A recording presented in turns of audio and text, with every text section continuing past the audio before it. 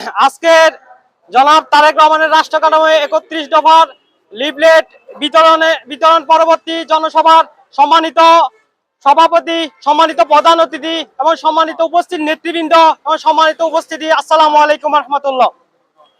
আমি আমার বক্তব্যের শুরুতেই গভীর শ্রদ্ধা ভরে স্মরণ করছি শহীদ রাষ্ট্রপতি জিয়াউর রহমানকে। সেই সাথে সাথে আরো স্মরণ করছি জুলাই যুদ্ধে আহত এবং নিহত সকল শহীদদের, নিহতদের সকল শহীদ স্মরণ করছি, আহতদের সুস্থতা কামনা করছি। আসলে আজকের এই ৩১ দফা বাস্তবায়নে যে লিফলেট বিতরণ হচ্ছে, এই ৩১ দফা সম্পর্কে আমরা অনেকেই অবগত আছি। এই ৩১ দফার মধ্যে একটি দফা হচ্ছে পরপর 2 বারের বেশি প্রধানমন্ত্রী হওয়া যাবে না।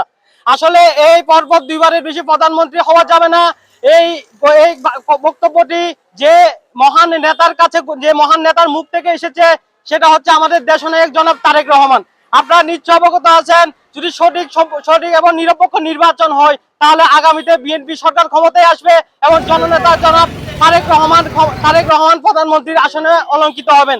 ওনার এই আসনে অলঙ্কিত হওয়ার পরও যে উনি জানার পরও যে উনি এই পরপর 2 বারের বেশি প্রধানমন্ত্রী হওয়া যাবে না, এই দফাটা যিনি দিয়েছেন, আসলে সেটা একটি যুগান্তকারী পদক্ষেপ বলে আমি মনে করি। এই জন্য আমাদের পক্ষ থেকে তারেক রহমানকে অসংখ্য ধন্যবাদ।